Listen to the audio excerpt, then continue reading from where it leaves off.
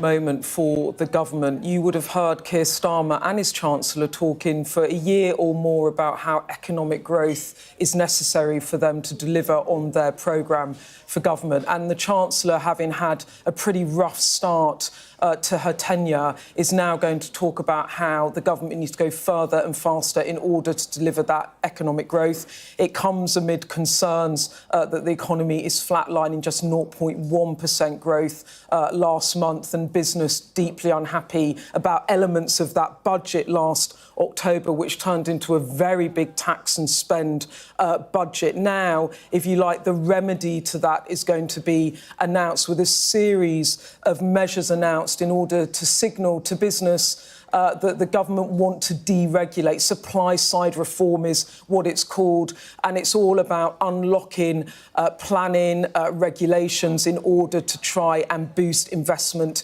into the economy. And I think a big message for her politically will be that she's prepared to fight, take on the fight with environmentalists, take on with the fight with the NIMBYs, with the not in my backyards, the people that don't want planning applications passed, that don't want runways built, housing developments built, new roads built, reservoirs built. There has been a lack of infrastructure building in this country because of resistance, and this is something that the Labour government are going to say that they are going to tackle. I guess the big question is, can they deliver that? And also, when does this growth actually come through? Because many of the things that they will announce today will take potentially decades to come through. But I think the message that you will see is a Chancellor saying that she's prepared to do what it takes. You've got a Prime Minister in the Times newspaper today likening his government to Thatcher and the deregulation of the financial sector, the big boom of the 1980s, saying that they want to channel that when it comes to deregulation. And I think the vibe that you're going to get today is a government that will say, we want to see cranes in the sky, we want to see high streets revitalised. Critically, they want to be able to say to the public, you will begin to feel better off, there will be more pounds in your pocket. But there will be detractors, there will be opposition, no doubt, within the Labour Party and also within groups that have supported Labour. But there will be a Chancellor here saying that she wants to go further and faster because, quite simply, they have no other option. They can't keep taxing business and taxing the public in order to invest in public services. We already have the highest tax burden in 70 years. So this is the only solution they see. The question is, as ever, with much of this Labour administration, is they talk the talk, can they deliver it?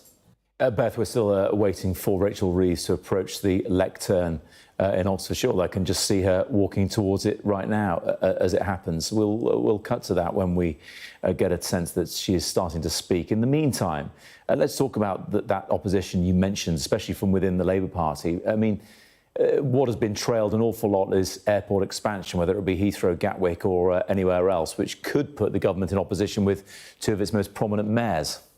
Yeah, absolutely. Sadiq Khan has already said that he's concerned about the expansion of Heathrow. We are expecting the Chancellor to talk about a third runway at Heathrow. You'll know this has been a long-running battle between politicians, investors and the public. Concerns over air pollution, noise pollution over London. That's something that they are willing to take on the fight and have the battle, but there will be opposition. Look, I think the point about all of this is Keir Starmer has a massive majority. And the point is, if he does not try and push these sorts of measures through now, even in the face of opposition, when can he do it? So they are prepared to face bad publicity, have potentially public fights, have rebellions potentially from MPs and even from their mayors, but they will press on. And I think there's also a calculation that they think if the public see they are having this fight with those that are blocking things that, for example, develop housing, which people desperately need, that they think they might be able to win over some of the public. But of course, it's it's difficult. And sometimes it's contradictory because on the one hand, it's a government saying they want to get to net zero and peddling environmental policies. And then they're also saying that they want to streamline environmental regulation in order to build more housing. So there are inherent tensions within these decisions. I think what the Chancellor will say when she is no doubt asked about this is that there are inherent tensions, and that has stopped people doing these projects, pressing on with infrastructure development. It has stopped it happening, and now they have to unlock it. It is supply-side reform. That's all about deregulation and unlocking barriers to growth. It's something actually Liz Truss talked about when she was Prime Minister. It's something that Conservatives talk about a lot. And part of what will be interesting about this is how the Conservative government react, because in some of the principles of the measures, they probably quite like what Labour are about to announce. Yes, although the Conservatives are keen to say that they think the biggest block to growth is Rachel Reeves and Keir Starmer and the rest of the government. Of course they would. Well, she has just been introduced and Rachel Reeves is making her way up to the podium now. So let's hear what she has to say. Thank you very much, everybody. Thank you, Radha. It's fantastic to be here at the Siemens Health and Ears at this amazing facility. Today, I want to talk about economic growth, why it matters, how we achieve it, and what we are going to do to go further and faster to deliver it. Before we came into office, the Prime Minister and I have said loud and clear, economic growth is the #1 mission of this government. Without growth, we cannot cut hospital waiting lists or put more police on the streets. Without growth, we cannot meet our climate goals or give the next generation the opportunities that they need to thrive. But most of all, without economic growth, we cannot improve the living standards of ordinary working people. Because growth isn't simply about lines on a graph. It's about the pounds in people's pockets, the vibrancy of our high streets, and the thriving businesses that create wealth, jobs, and new opportunities for us, for our children and grandchildren. We will have succeeded in our mission when working people are better off. I know that the cost of living crisis is still very real for many families across Britain. The sky-high inflation and interest rates of the past few years have left a deep mark, with too many people still making sacrifices to pay the bills and to pay their mortgages. But we have begun to turn things around. Everything I see as I travel around the country gives me more belief in Britain and more optimism about our future. Because we as a country have huge potential. A country of strong communities with small and local businesses at their heart.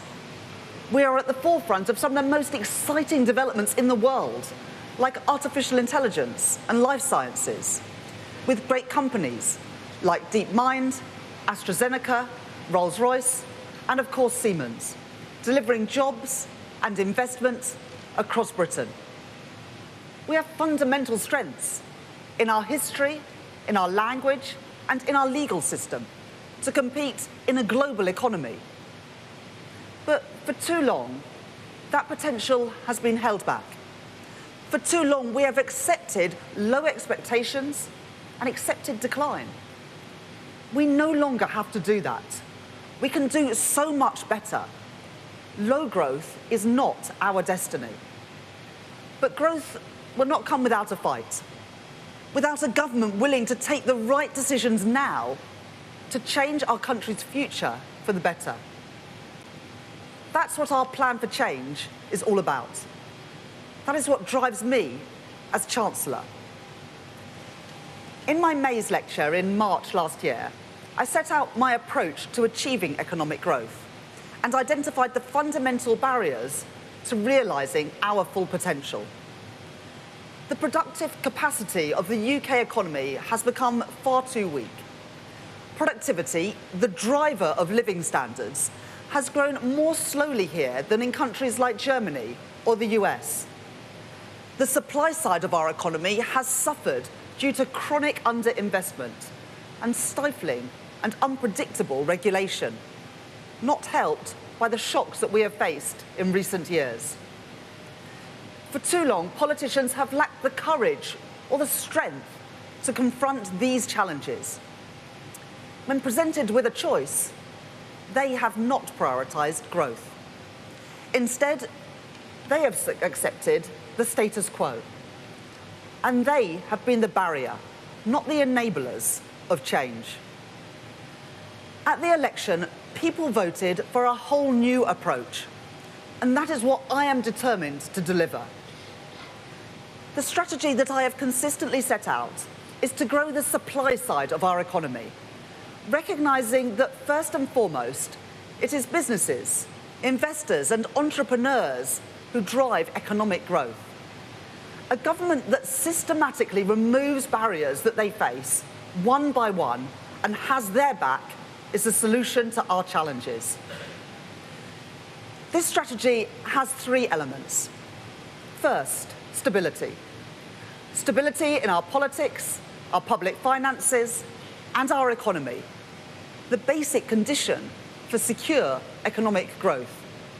Second, reform. Reform which makes it easier for businesses to trade, to raise finance, and to build. And third, investment, the lifeblood of economic growth. Let me explain each of those in turn. Stability. The first line of our manifesto was a promise to bring stability back to our public finances. It is the rock upon which everything else is built. And it is an essential foundation in our plan for change. Because economic stability is the precondition for economic growth. That's why the first piece of legislation that we passed as a government was the Budget Responsibility Act. So that never again can we see our independent forecasters sidelined.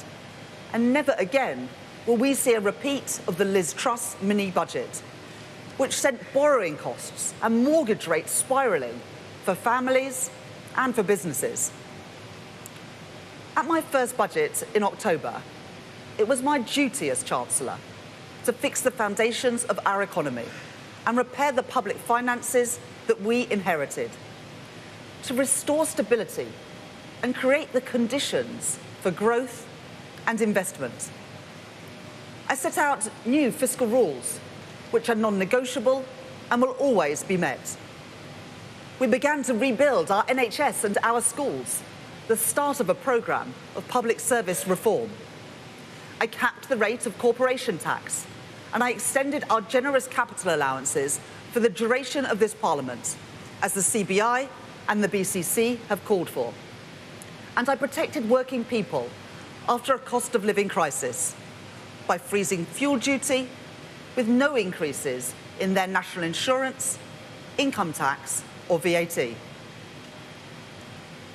But taking the right decisions and the responsible decisions does not always mean taking the easy decisions. The increase in employers' national insurance contributions has consequences on business and beyond. I said that up front in my budget speech. I accept that there are costs to responsibility. But the costs of irresponsibility would have been far higher. Those who oppose my budget know that too. That is why, since October, I've seen no alternative put forward by the opposition parties. No alternative to deal with the challenges that we face. No alternative to restoring economic stability.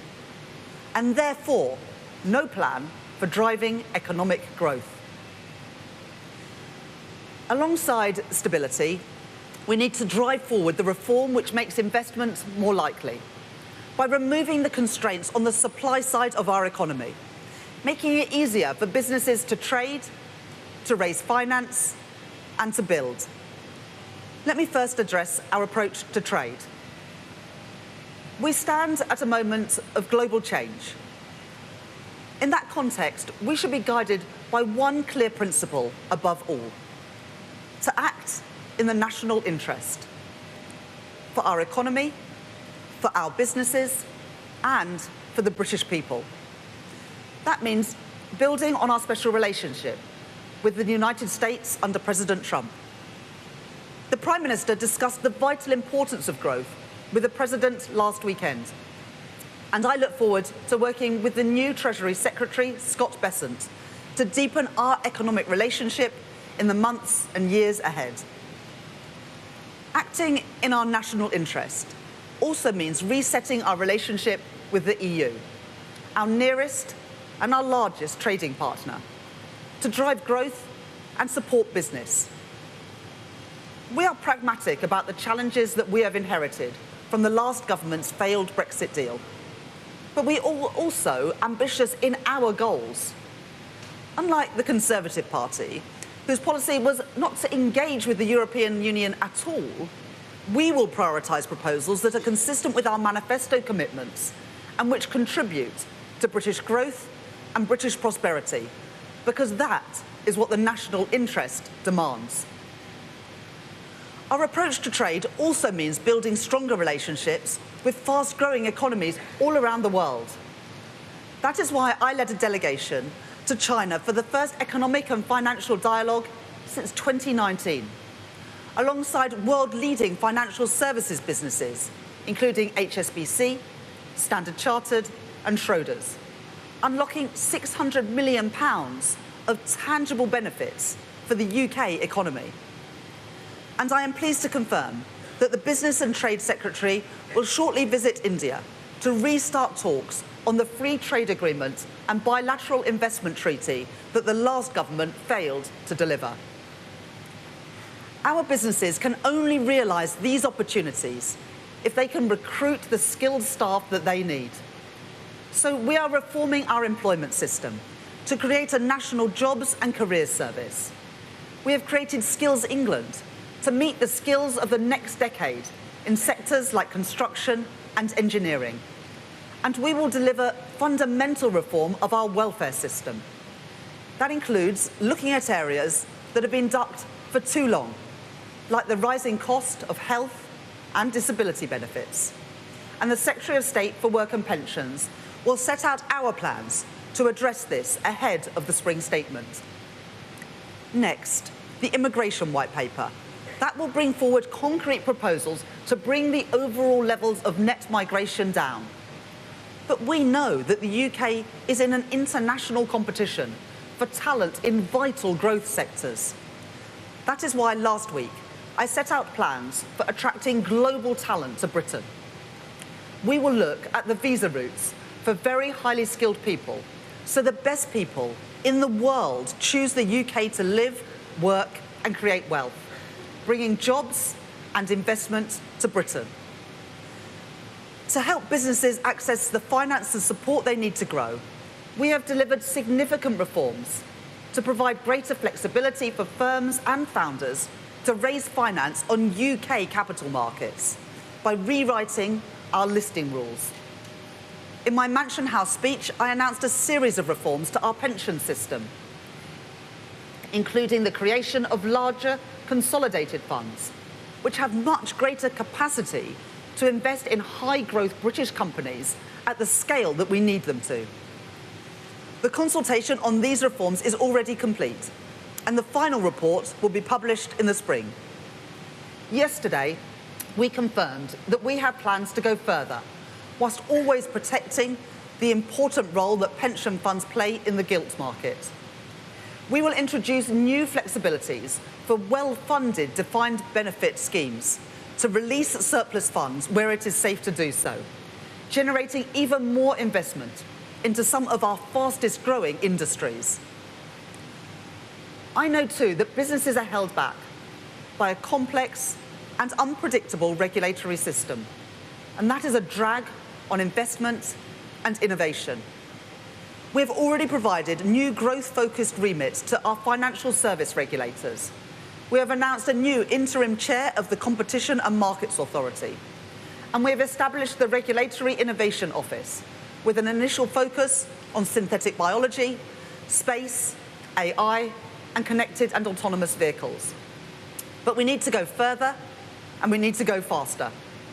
So earlier this month, I met the heads of some of our largest regulators. They have already provided a range of options to drive growth in their sectors and proposals for how they can be more agile and responsive to businesses. And we will publish that final action plan in March to make regulation work much better for our economy. To get Britain building again, we have delivered the most significant reforms to our planning system in a generation.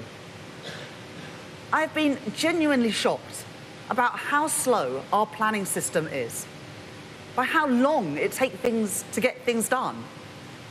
Take the decision to build a solar farm in Cambridgeshire, a decision that the Energy Secretary took only a few weeks into the job in July, but which had first come to government's attention in 2021.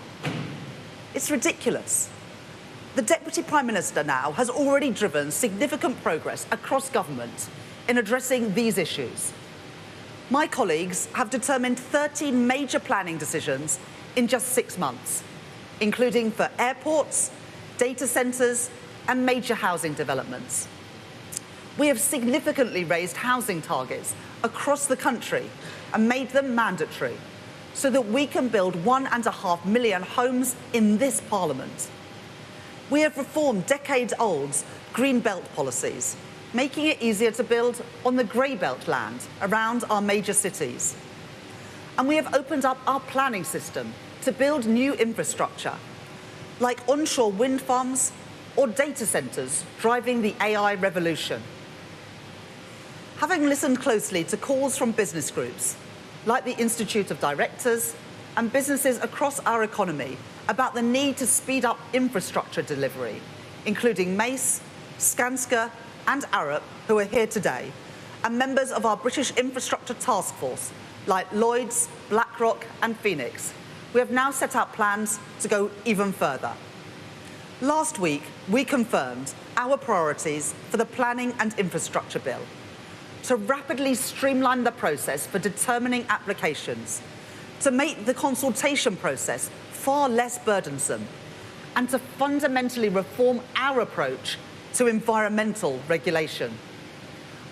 The problems in our economy, the lack of bold reform that we have seen over decades, can be summed up by a £100 million bat tunnel built for HS2. The type of decision that has made delivering major infrastructure in our country far too expensive and far too slow. So we are reducing the environmental requirements placed on developers when they pay into a nature restoration fund that we have created, so they can focus on getting things built and stop worrying about the bats and the newts. And to build our new infrastructure, like nuclear power plants, train lines and wind farms more quickly, we are changing the rules to stop blockers getting in the way of development through excessive use of judicial review. This bill, the Planning and Infrastructure Bill, is a priority for this government. It will be introduced in the spring, and we will work tirelessly in Parliament to ensure its smooth, speedy and rapid delivery. By providing a foundation of economic stability and by delivering the reforms needed to make it easier for businesses to succeed and grow, we will create the right conditions to increase investment in our economy, the final key element of our strategy. Investment and innovation go hand in hand.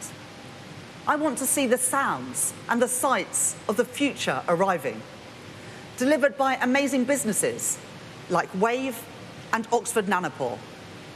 They are the future, and Britain should be the best place in the world to be an entrepreneur. That is why we protected funding for research and development, and it is why one of the first decisions that I made as Chancellor was to extend the Enterprise Investment Scheme and the Venture Capital Trust schemes for a further 10 years, to get more investment into new companies, driving their innovation and growth. I am determined to make Britain the best place in the world to invest. That was my message in Davos last week. That ambition demands action. The International Investment Summit that we hosted in October delivered £63 billion of investment right across our country. From Iberdrola, doubling its investment in clean energy in places like Suffolk. Blackstone investing £10 billion in a data centre in Northumberland. And Erin Holdings investing £1 billion in advanced manufacturing in North Wales. While the lifeblood of growth is business investment, a strategic state has a crucial role to play. That is why we established the National Wealth Fund, to create that partnership between business, private investors and government to invest in the industries of the future, like clean energy. Today, I can announce 2 further investments by the National Wealth Fund. First, a £65 million investment for Connected Curb to expand their electric vehicle charging network across the UK. And second, a £28 million equity investment in Cornish Metals, providing the raw materials to be used in solar panels, wind turbines and electric vehicles, supporting growth and jobs in the southwest of England. There is no trade-off between economic growth and net zero. Quite the opposite. Net zero is the industrial opportunity of the 21st century, and Britain must lead the way. That is why we will publish a refreshed carbon budget delivery plan later this year, which alongside the spending review will set out our plans to deliver Carbon Budget 6. Today, I can also announce that we are removing barriers to deliver 16 gigawatts of offshore wind by designating new marine protected areas to enable the development of this technology in areas like East Anglia and Yorkshire, crowding in up to £30 billion of investment in homegrown clean power. And there's more. Our industrial and manufacturing base, represented brilliantly by Make UK, have been banging their heads against the wall for years at the lack of a proper industrial strategy from government. That is why we have launched our modern industrial strategy to drive investment into the industries that will define our success in the years ahead. We have already provided funding to unlock investment in sectors like aerospace, automotives and life sciences. And we have set out reforms to boost financial services, the AI sector and our brilliant creative industries. We are not wasting any time, and we will move forward with the next steps of the industrial strategy ahead of its publication in the spring. We will work with the private sector to deliver the infrastructure that our country desperately needs. This includes the Lower Thames Crossing, which will improve connectivity at Dover, Felixstowe and Harwich, alleviating severe congestion as goods destined to export come from the north and the Midlands and across the country to markets overseas. To drive growth and to deliver value for money for taxpayers, we are exploring options to privately finance this important project. And we have changed course on public investment too, with a new investment rule to ensure that we don't just count the costs of investment, we count the benefits too. We are now investing 2.6% of GDP on average over the next 5 years, compared to 1.9% planned by the previous government, delivering an additional £100 billion of growth-enhancing capital spending, which catalyses private sector investment in more housing, better transport links and clean energy. These are significant steps in just 6 months, and we are seeing some encouraging signs in the British economy. The IMF have upgraded our growth prospects for 2025, the only G7 country outside the US to see this happen. This gives us the fastest growth of any major European economy this year. And a global survey of CEOs by PwC has shown that Britain is now the second most attractive country in the world for businesses looking to invest, the first time that the UK has been in that position for 28 years. This is all welcome news, but there is still more that we can and we will do. I am not satisfied with the position that we are in. While we have huge amounts of potential, the structural problems in our economy run deep, and the low growth of the last 14 years cannot just be turned around overnight. This has to be our focus for the duration of the Parliament, because the situation demands us to do more. And today I will go further and faster in kick-starting economic growth. Our mission to grow the economy is about raising living standards in every single part of the United Kingdom. Manchester is home to the UK's fastest growing tech sector. Leeds is one of the largest financial services centres outside of London.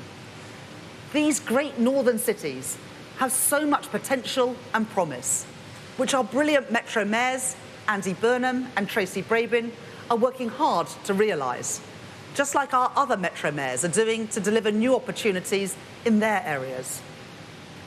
And there is so much more that government can do to support our city regions.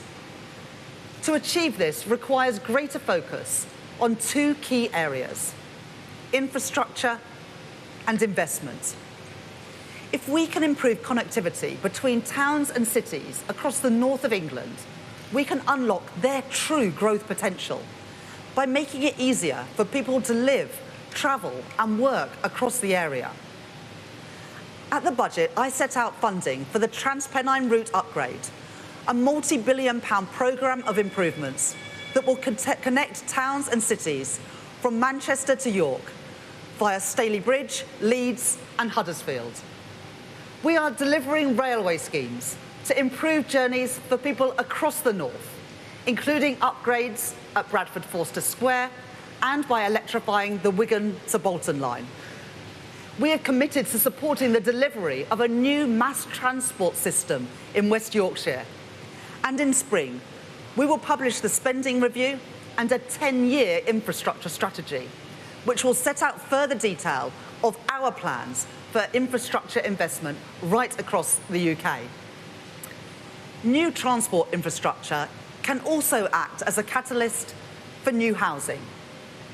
We have already seen the benefits that unlocking untapped land around stations can deliver in places like Stockport, where joint work, spearheaded by Andy Burnham and council leaders, has delivered new housing and wider commercial opportunities. We will introduce a new approach to planning decisions on land around stations, changing the default answer to yes. We are working with the devolved governments to ensure the benefits of growth can be felt across Scotland, Wales and Northern Ireland, including by partnering with them on the industrial strategy to support their considerable sectoral strengths. And in December, I met with Metro mayors from across England. They told me that more opportunities for investment are vital if their local economies are to grow in the years ahead. We are listening closely to them. As the Metro Mayor of Liverpool, Steve Rotherham, has called for, we will review the Green Book and how it is being used to provide objective, transparent advice on public investment across the country, including outside London and the South East. This means that investment in all regions is given a fair hearing by the Treasury that I lead. The Office for Investment is going to be working hand in hand with local areas to develop a commercially attractive pipeline of investment opportunities for a global audience, starting with the Liverpool City region and the North East Combined Authority, led by Kim McGuinness. The National Wealth Fund is establishing strategic partnerships to provide deeper, more focused support for city regions, starting in Glasgow, West Yorkshire, the West Midlands and Greater Manchester. We are supporting key investment opportunities across the UK. The government is also backing Andy Burnham's plans for the redevelopment of Old Trafford, which promises to create new housing and commercial development around a new stadium, to drive regeneration and growth in the area. We are moving forward with the Wrexham and Flintshire Investment Zone, focusing on the area's strengths in advanced manufacturing, backed by major businesses like Airbus and JCB, to leverage £1 billion of private investment in the next 10 years, creating up to 6,000 jobs. The last government stood by as Doncaster Sheffield Airport was closed by its owner, despite the overwhelming support for it to stay open. It now sits idle, despite the potential to drive jobs and growth across the north. So I can announce today that we will work with Doncaster Council and the Mayor of South Yorkshire, Oliver Coppard, to support their efforts to recreate South Yorkshire Airport City as a thriving regional airport. And finally, I am pleased to announce a partnership between Prologis and Manchester Airport Group in the East Midlands, where the Metro Mayor, Claire Ward, is doing an excellent job growing the local economy there. Prologis and MAG will work together to build a new advanced manufacturing and logistics park at East Midlands Airport, unlocking up to £1 billion of investment and 2,000 jobs at the site. A major investment from a global business into our country, representing a huge vote of confidence in the East Midlands and in the UK. This is just the start of our work to get more investment into every nation and region of Britain. Next, I want to set out further detail for plans for the area we are in today. Oxford and Cambridge offer huge potential for our nation's growth prospects. Only 66 miles apart, these cities are home to two of the best universities in the world, and the area is a hub for globally renowned science and technology firms.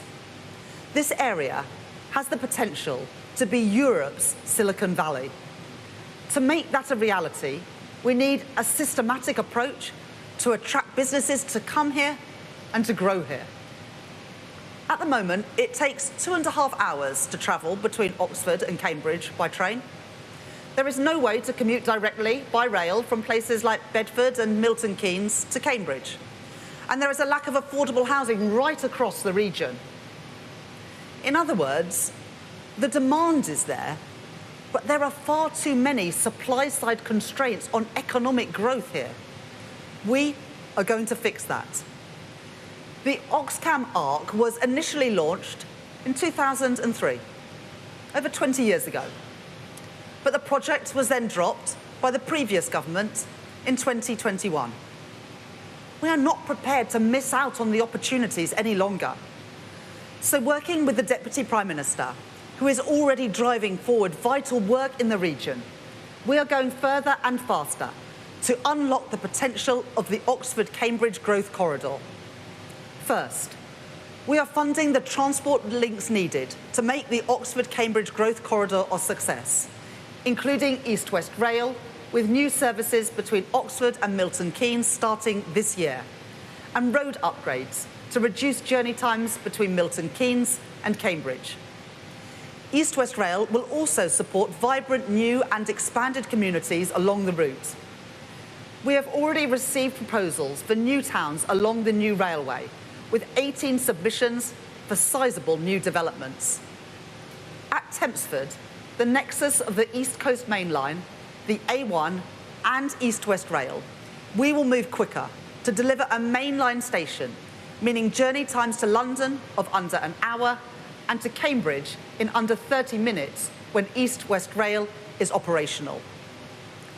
Second, we are ensuring that the area has the right infrastructure and public services in place to support the growth corridor as it expands. A new Cambridge Cancer Research Hospital is being prioritised for investment as part of Wave 1 of the new hospital programme. Water infrastructure has also been a major hindrance to development in the region. We have now agreed water resources management plans, unlocking £7.9 billion of investment in the next 5 years, including plans for the new Fens Reservoir serving Cambridge and the South East Strategic Reservoir near Oxford. And I can confirm today that the Environment Agency have now lifted their objections to new development in Cambridge following this government's intervention to address water scarcity, which means 4,500 additional homes, new schools, new office, retail and laboratory space can be built. Third, I am delighted that Cambridge University have come forward with plans for a new flagship innovation hub at the centre of Cambridge to attract global investment and foster a community that catalyses innovation, as other cities around the world like Boston and Paris have done. Just yesterday, Moderna completed the build for their new vaccine production and R&D site in Harwell, right here in Oxfordshire, alongside a commitment to invest a further £1 billion in the UK. And we are creating a new AI growth zone in Culham to speed up planning approvals for the rapid build-out of data centres. And finally, to take this project forward at real pace and catalyse private sector investment into the region, I am pleased to announce that the Deputy Prime Minister and I have asked Lord Patrick Vallance to be the champion for the Oxford-Cambridge Growth Corridor. Lord Vallance has extensive experience across the sciences, academia and government. He will work with local leaders and with the Housing and Planning Minister to deliver this exciting project, including with Peter Freeman, who is already doing excellent work in Cambridge, and a new growth commission for Oxford, which will help to accelerate growth in the city and its surrounding area. This is the government's modern industrial strategy in action, with central government, local leaders and businesses working together. The Oxford-Cambridge Growth Corridor could add up to £78 billion to the UK economy by 2035, driving investment, innovation and economic growth. Finally, I come to the decision that perhaps more than any other has been delayed, has been avoided, has been ducked. The question of whether to give Heathrow, our only hub airport, a third runway has run on for decades. The last full-length runway in Britain was built in the 1940s. No progress in 80 years. Why is this so damaging?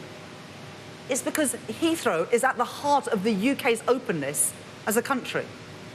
It connects us to emerging markets all over the world, opening up new opportunities for growth. Around 3/4 of all long-haul flights in the UK go from Heathrow. Over 60% of UK air freight comes through Heathrow. And about 15 million business travellers used Heathrow in 2023. But for decades, its growth has been constrained. Successive studies have shown that this really matters for our economy. According to the most recent study from Frontier Economics, a third runway could increase potential GDP by 0.43% by 2050. Over half, 60% of that boost, would go to areas outside of London and the South East, increasing trade opportunities for products like Scotch whisky and Scottish salmon, already two of the biggest British exports out of Heathrow. And a third runway could create over 100,000 jobs. For international investors, persistent delays have cast doubt about our seriousness towards improving our economic prospects. Business groups like the CBI, the Federation of Small Businesses, and the Chambers of Commerce right across the UK, as well as trade unions like GMB and Unite, are clear. A third runway is badly needed. In 2018, the previous government steered its airport's national policy statement through Parliament, but no action was taken. It simply sat on the shelf. We are taking a totally different approach to airport expansion. This government has already given its support to expansion at City Airport and at Stansted. And there are 2 live decisions on Luton and Gatwick which will be made by the Transport Secretary shortly. But as our only hub airport, Heathrow is in a unique position, and we cannot duck the decision any longer.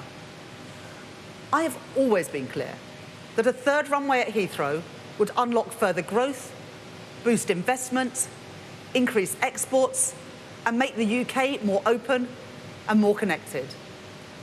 And now the case is stronger than ever, because our reforms to the economy, like speeding up the planning system and our plans to modernise UK airspace, means the delivery of this project is now set up for success. So I can confirm today that this government supports a third runway at Heathrow and is inviting proposals to be brought forward by the summer. We will then take forward a full assessment through the Airport National Policy Statement. This will ensure that the project is value for money, and our clear expectation is that any associated surface transport costs will be financed through private funding. And it will ensure that a third runway is delivered in line with our legal, environmental and climate objectives.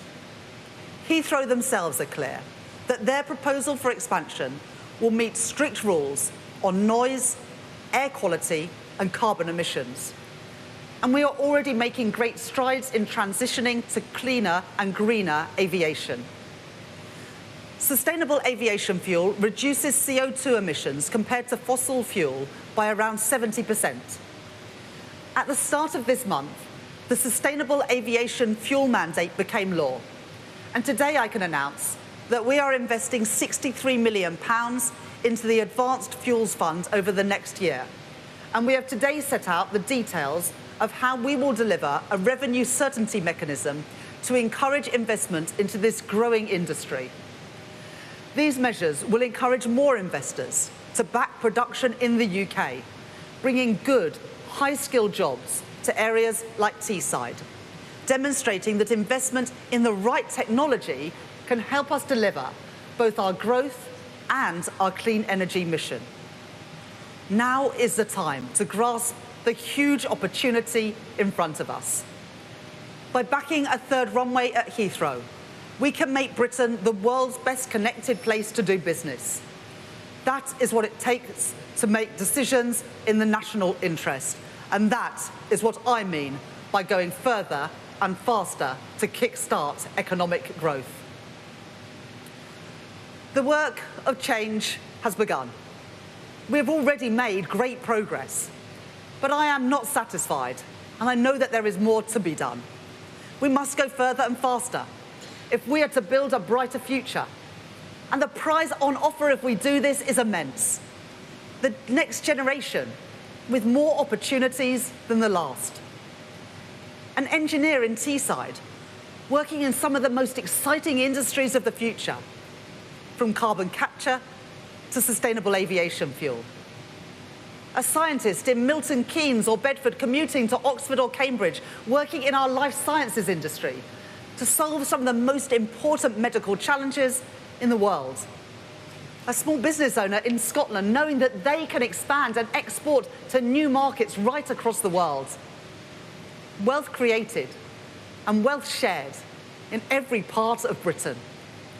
This is a government on the side of working people, taking the right decisions to secure their future, to secure our future, stepping up to the challenges that we face, ending the era of low expectations, putting Britain on a different path, delivering for the British people, and I am determined, this government is determined to do just that. Thank you.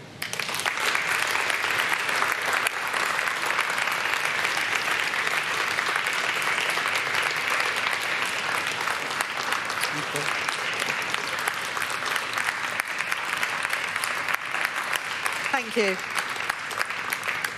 I'll now take a number of questions. I'll start with Chris Mason from the BBC.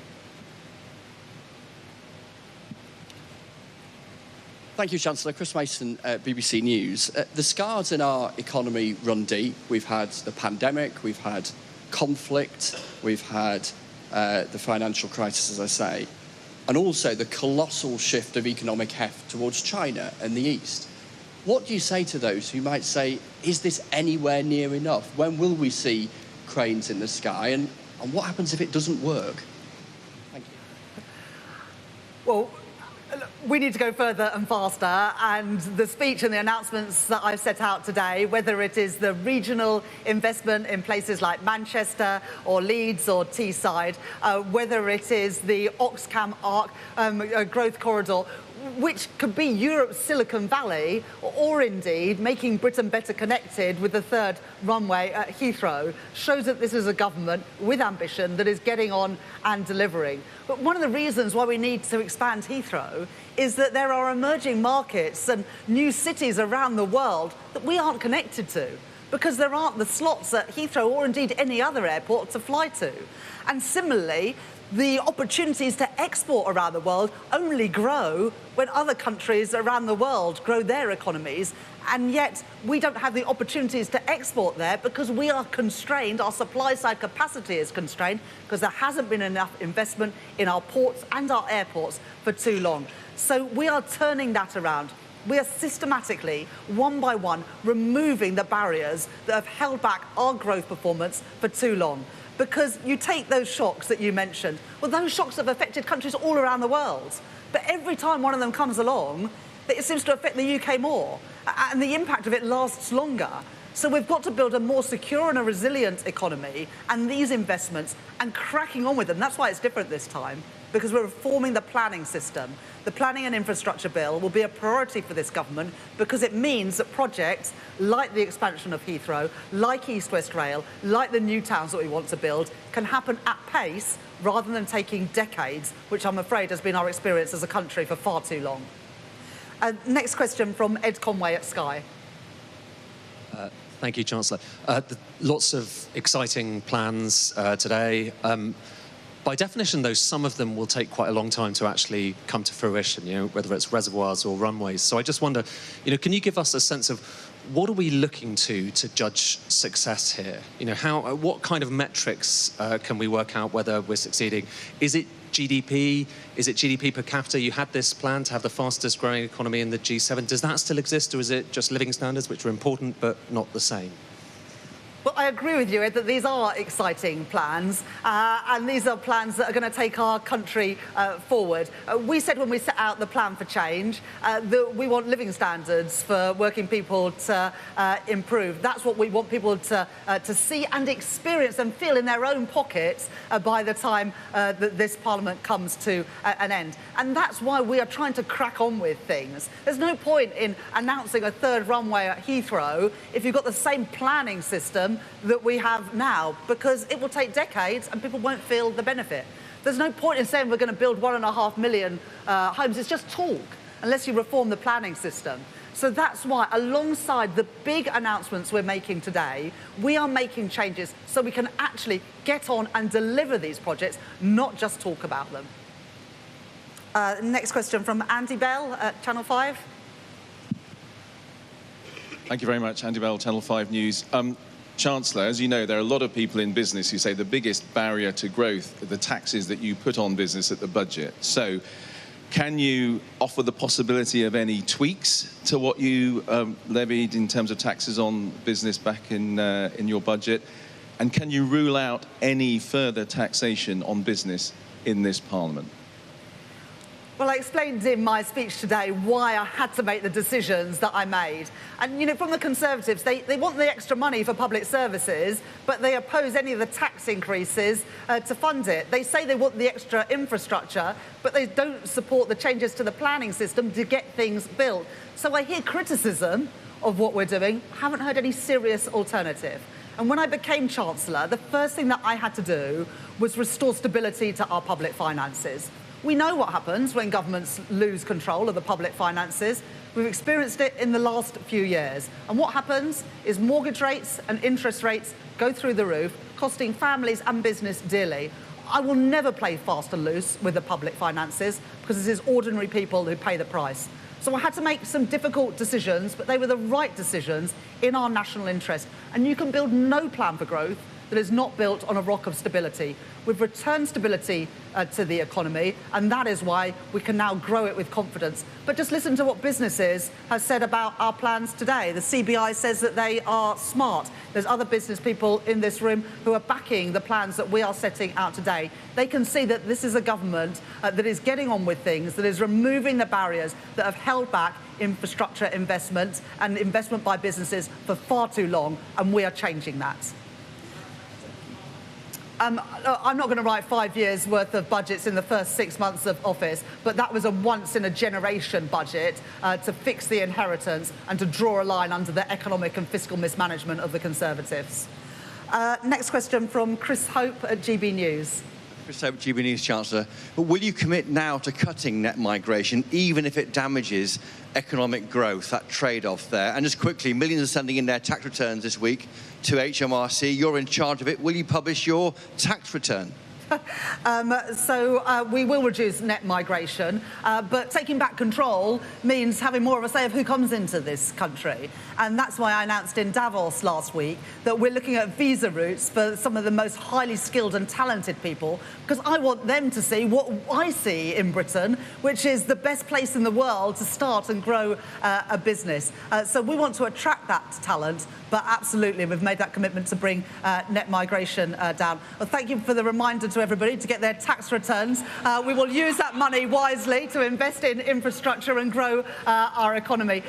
Chancellors and Prime Ministers haven't published their tax returns in the past, and I don't have any plans to do so.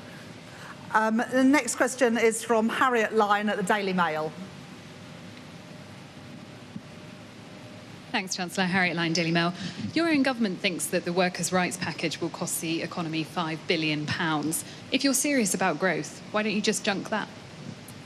Well, for ordinary working people to have security over the number of hours they are working, what their wages are going to be from week to week, that they're not at the whim of their employer on things like fire and rehire, gives ordinary working people the confidence to go out and spend in the economy. There's loads of evidence that a secure workforce is a more confident, more productive workforce, and also more confident to spend in the economy. So I believe that a strong package of workers' rights and protections for people at work go hand in hand with a strong economy. But throughout the whole process of the Employment Rights Bill, Angela Rayner and Johnny Reynolds have worked closely with business to understand their concerns on things like the importance of having probation periods, for example, and the flexibility to take on workers during busy times, whether that's the holiday or Christmas. And the bill that we take through Parliament will reflect those concerns so that we get the balance right, supporting working people and supporting businesses. The next question is from Heather Stewart at The Guardian. Thanks. Hi, Chancellor. Heather Stewart from The Guardian. You've struck a very optimistic tone today. You've talked about the UK's upbeat economic prospects. Feels quite different to the tone you struck in your early months in power, when you were really quite gloomy about the legacy that you'd been left in the state of the economy. Prime Minister even called a press conference to tell us that we were in an economic and a social black hole. We got almost zero growth in the second half of 2024. I wonder if you regret that gloomy tone, and do you think that you and the Prime Minister talked down the economy in the back half of last year? Well, the truth is, I did face a real challenge when I became Chancellor with a £22 billion black hole, not for some year in the future, but in the financial year we were in. And that required a number of difficult decisions on spending, on welfare and taxation. But I didn't shy away from those decisions, because if I had tried to sweep them under the carpet, then we'd be here at this event today where businesses would know that the public finances didn't add up and know that I'd have to come back with more tax increases. And the questions would be, well, you know, you've still got this black hole in the public finances, so how are you going to fill them? We have now drawn a line under that economic mismanagement. The decisions weren't easy. I recognise that they have consequences, but the consequences of doing nothing and allowing our public finances to go unchecked would have been even greater. Returning stability to the economy, which has allowed the Bank of England to cut interest rates twice since this government came to office. Inflation now much closer anchored to 2%, now standing at 2.5%. Wages rising at twice the rate of inflation shows that some of that stability that we were lacking for so many years under the Conservatives has returned to the economy. But I am upbeat and optimistic about our country's prospects. Who wouldn't be being here at Siemens today? Who wouldn't be seeing what Rolls-Royce are doing in Derby, seeing what Hitachi are doing in Newton Aycliffe, seeing what Oxford Nanopore do just down the road? We have amazing companies in this country doing fantastic things. But the truth is, we don't see that in the productivity and the GDP numbers. So we've got to turbocharge our economy. We've got to go further and faster in delivering the stability, the reform, and the investment that is required to turn around our economic performance. I'll take the next question from Daniel Martin from The Telegraph. Hello, Chancellor. If the economy continues to underperform and you don't meet your fiscal rules, can you rule out taking tax and spending measures on March the 26th? You need to have a bit of Ed Conway's optimism about our exciting plans. Look, the OBR will be doing a report on March the 26th, an updated economic and fiscal report. It's still 2 months until that happens. Of course, they take into account a whole range of factors, and I look forward to seeing their forecast. I've been really clear about the fiscal rules. They are non-negotiable. They are what give a stability to our economy, but we're still 2 months off, and a lot of things happen in that time, so I'm not going to give a running commentary on the March the 26th forecast, Daniel. The next question from Phil Aldrich at Bloomberg.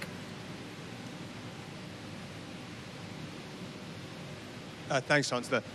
You've set out a remarkable array of supply-side reforms, which are going to potentially have quite big effects over the long term. But in the short term, we've got the NICS rise coming up in April, which is an immediate drag on growth, potentially, from the point of view of businesses. Are you doing anything in the short term to address these growth-depressing facets?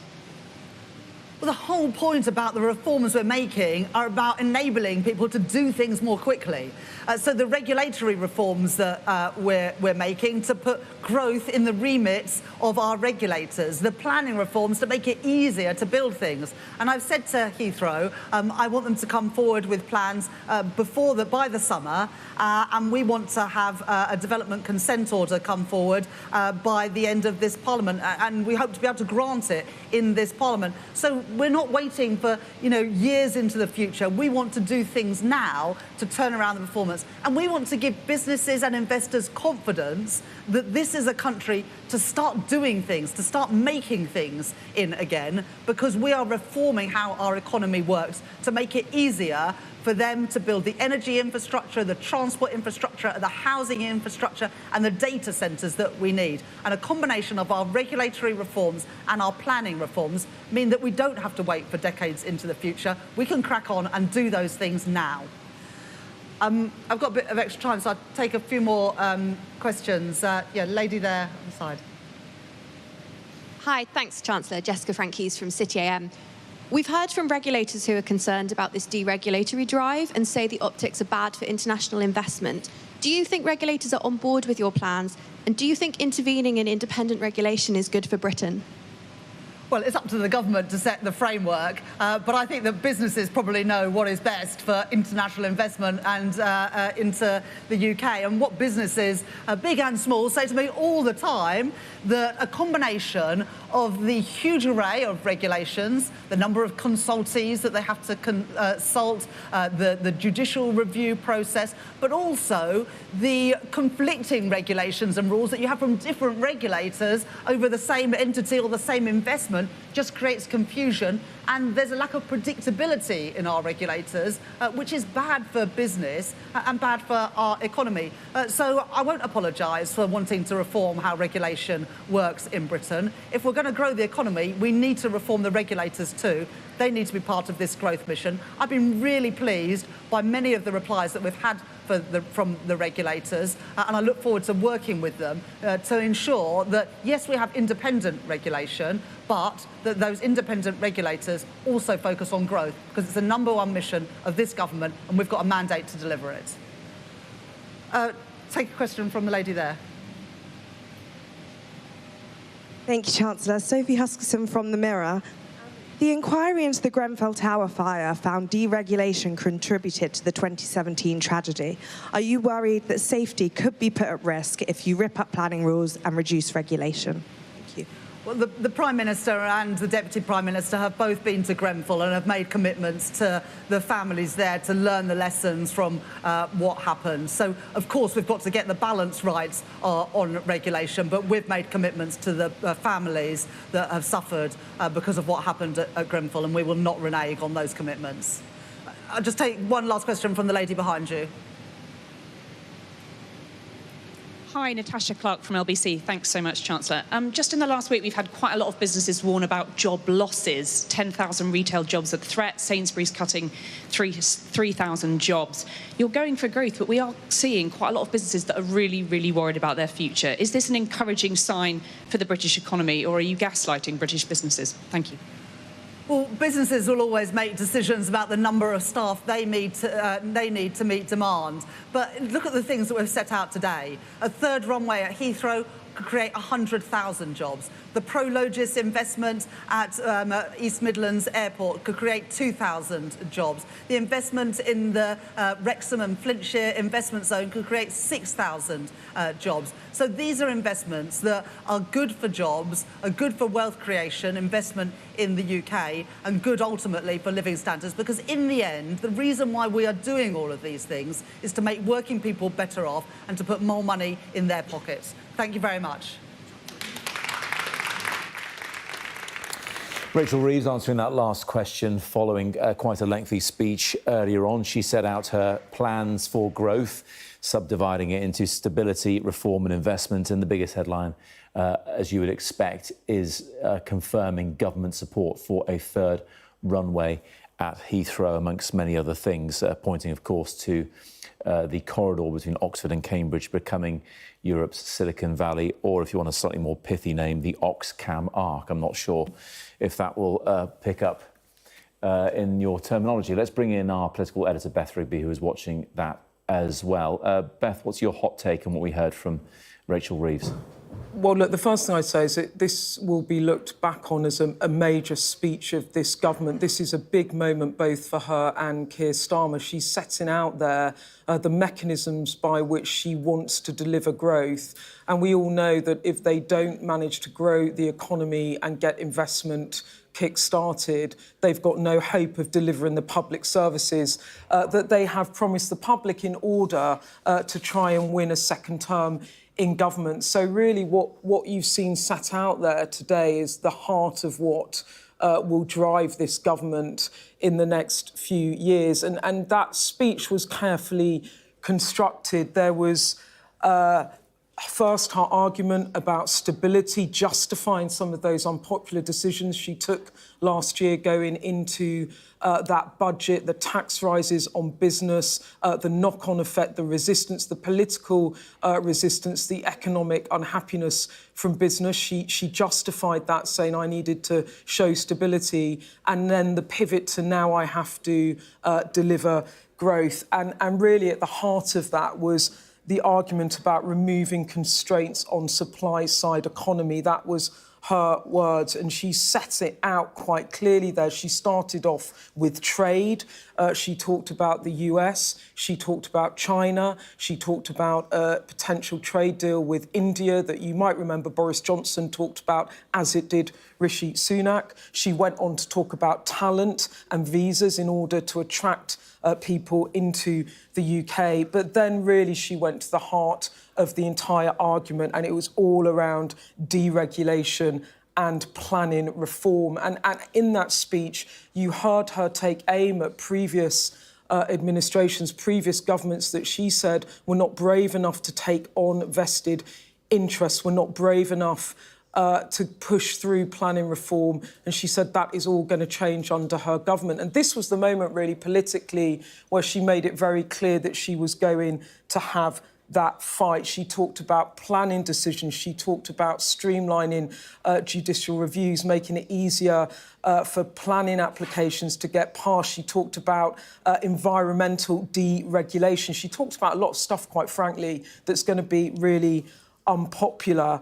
She said that previous governments had accepted the status quo. They have been the barrier, not the enablers of change, signalling that she really was. So if you like, that was the sort of theoretical side of the speech. She then went into the really big nuts and bolts announcements there, and there were two major ones that have been well trailed. The first is the Oxford-Cambridge arc. She said that this could be the Silicon Valley of the UK. She said that it could create add to value of the economy by 78 billion by 2035. And this really is about transport links to link up Cambridge to Oxford to create a corridor of development between these two cities that are so big, with those two world-class university cities to develop technology. She talked about rail links. She talked about the fact that there were 18 places along there that they could develop new towns and housing developments. So that was one big announcement. Of course, the big significant one, really, the symbolism of all of it, is the third runway. She talked about how this was first discussed in 2003, then the government canned it in 2001 or mothballed it. And she said she wants to go ahead with the third runway. They are prepared to make the argument on the third runway. And she says she wants to see submissions by the summer. So that was really the symbolism, if you like, of how this government is signalling that they want to undo the blockers. The big question, the big observation, obviously, and it was asked by our own Ed Conway there, is that this is all going to take a long time, and how can they deliver this in a way that's meaningful to voters before the next election?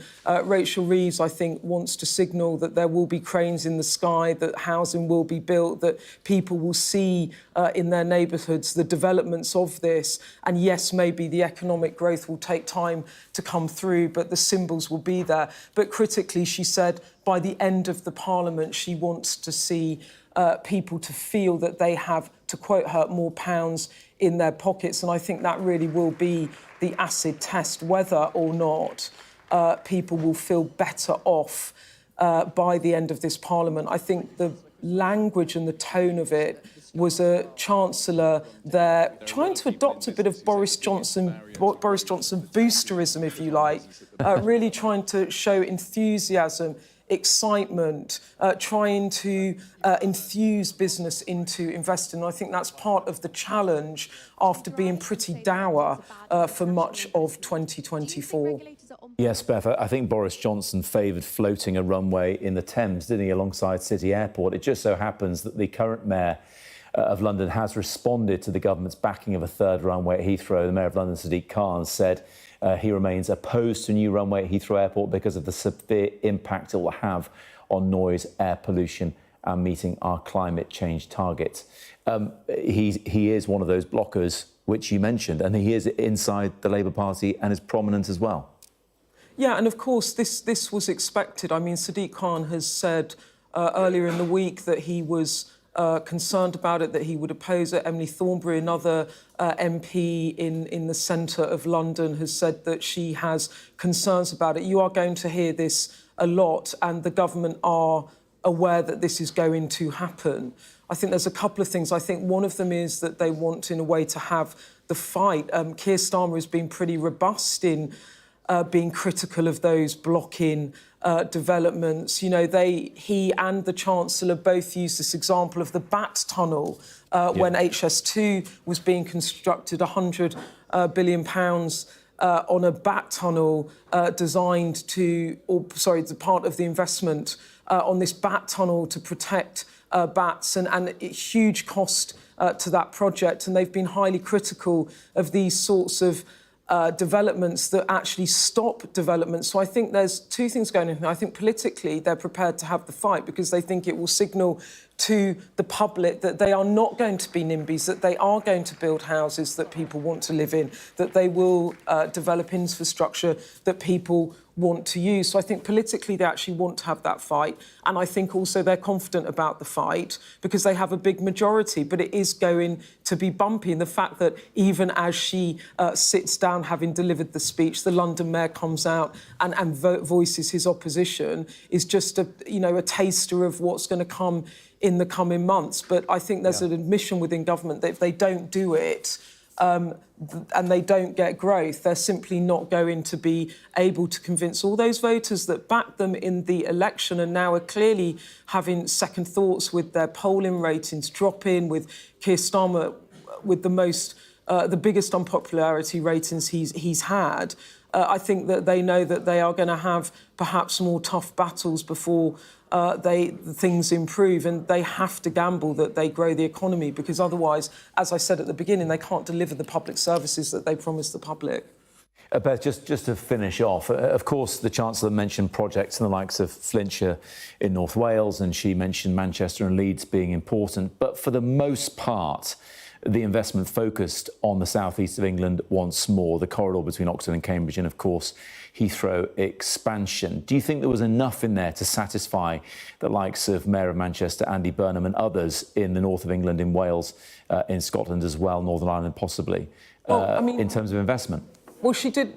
Also in that speech, there was talk of Manchester as well, wasn't there, with the expansion of the regeneration of the Trafford area. They want to do a big housing development there and regenerate that area.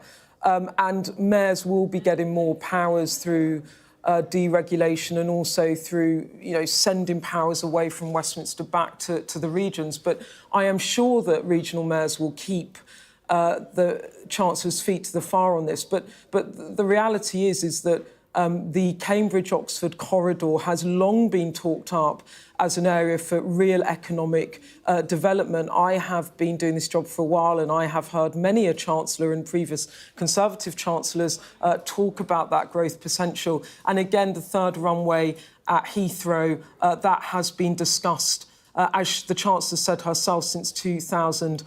But I do think you raise a good point about how it has to be seen that there are other developments across the UK. And she also talked about South Yorkshire and developing airport capacity there. It has to be all around the country, but I think that also means that there will be opposition all around the country, and it is going to be politically difficult to deliver.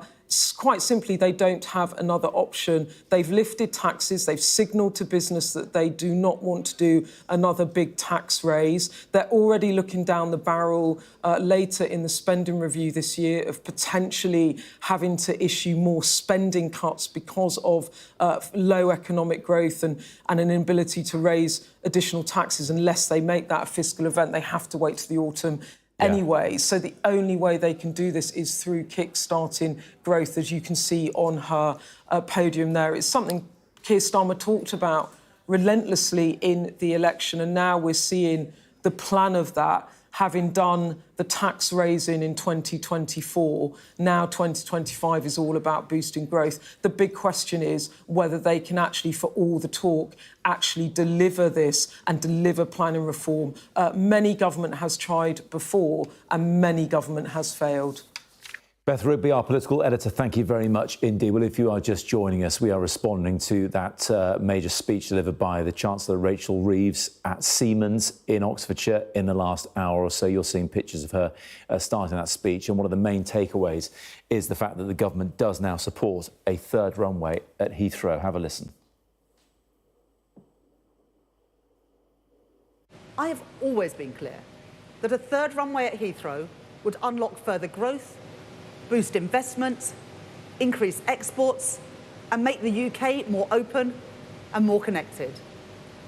And now the case is stronger than ever, because our reforms to the economy, like speeding up the planning system and our plans to modernise UK airspace, means the delivery of this project is now set up for success. So I can confirm today that this government supports a third runway at Heathrow and is inviting proposals to be brought forward by the summer. Reaction to that now from Alan Rides, Chief Executive of the West London Chambers of Commerce, who joins me now. Alan, thank you. What's your reaction? This is absolutely fantastic news for the whole of West London and our economy. Getting us